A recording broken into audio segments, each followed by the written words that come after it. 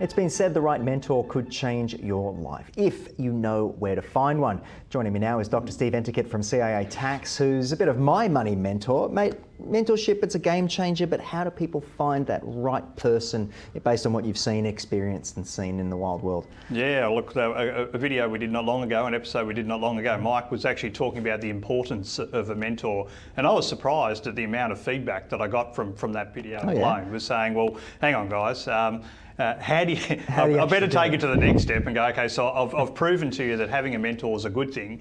Well, what's your next step in finding a mentor? So I actually got approached by a few people to say, well, can you mentor me, Dr. Steve?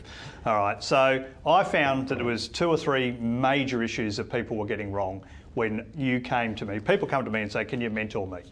All right, so I've come up with 3 points. Okay. And the first one is how to find your ideal mentor. All right, so the number 1 tip inside that is, what's your goals? Yeah. So if you want to come to me, Mike, and say, I need a mentor, I'm going to say, why? All right. So I don't know, I've been told. Yeah, that's right. Exactly right. So you need to know what you want to achieve out of mentoring. If you come with a flippy floppy whatever, I just want to be successful or don't want to do this in business, you're wasting my time, you're wasting your time, and I'm not going to be give you much attention. The outcome will not reach. So you need to know what your goal is. And then you need to go one step further. You've got to go, I know what I want to achieve and get out of mentoring. Don't just go ask anyone.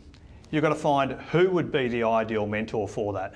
So if you're just running around like a headless chook going, I want a mentor, I want a mentor, and you don't have a goal, and you don't know what you need mentoring for, then you're never going to find the right mentor. It's like sitting by the phone waiting for it to ring and you get that job or that dream, thing that comes along. It's just not going to happen. Exactly. So you've really got to find your ideal network. You've got to know yourself. You've got to know, what am I trying to achieve here, and who is best suited to give that. Because if you come to me and wanted to building a cooking empire, I would not have a clue.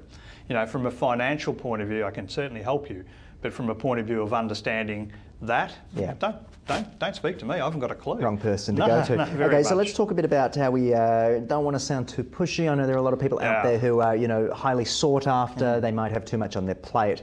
What would you sort of go? All right, so then you're going to approach. So we've moved from, knowing, you worked out what you are, and who, what you want, and now we've got to actually approach them. Now you've got to know these people. You are trying to get to people who are successful in what you're wanting to do or achieve. They're busy people. Oh yeah. All right, so actually getting in front of them is hard work. All right, so I always like to go, what's in it for them? All right, so you'll have mentors, a bit like myself. I'm happy to help anyone. Yeah. All right, might gauge how much help I actually give you. But if you come to me and say, Steve, I'm really wanting to do this, a bit like watching Shark Tank. And this is what I believe you as a shark or an investor or a mentor or whatever it might be can actually help me to achieve that. So then me as a mentor going to go, okay, what's in it for me? Okay, well I'm happy to help. I'll help you for a little while. But if you want it to be sustainable, how can this help me in what I'm doing, or how can I be a part of what you're doing, is a really good approach. That's going to give me the fuel to want to be there for you, rather than just being a good person and wanting to help. So what about that next step? Once you've sort of engaged with a mentor, you've found each other, you've worked it out that it's, we can actually go tit for tat here and make something that's great. Yep. What's the next step there? Well, I tell you what, the absolute number one failing I see when people come to me for mentorship is people don't listen. Right. All right, so they've come with their own ideas, they're wedded to their ideas, they want to know what their plan is. Now, I come from a football background as well and a sport background, so I can be a bully and knock that out of people if I need to get them to think. But if you come to me and you're not listening to me, what's the point? Yeah. All right, so when you're listening, you've got to take on that active listening approach. So if I'm giving you something, Mike, you've got to come back and say, okay, here's what I hear you're saying, and how could I apply that in? Yeah. So your number one role as a mentee is to actually pull your head in, to listen to the feedback, and to give that feedback back to your mentor. So your mentor's in tune going, yeah, no, they're getting it, they're following, and they can adjust it. So listening. Stop being wedded to your own views. Yeah, isn't that funny? And that's why you're going to a mentor in the first place.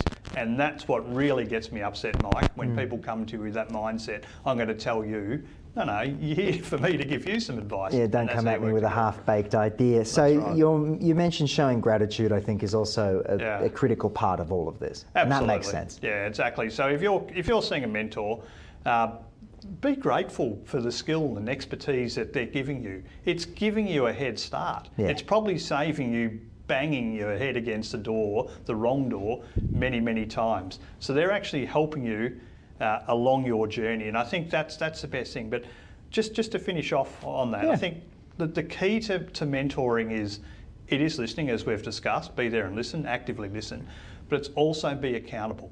So anyone that comes to me for mentoring, I turn around and I say, what are you going to give me every week? So I say, well, you can give me a spreadsheet, you can give me a leads list, you can give me a trade outcome or whatever it might be. Yeah, keeping an eye on it. It's accountability. Yeah. So listening and accountability are your weapons when you're working with a mentor.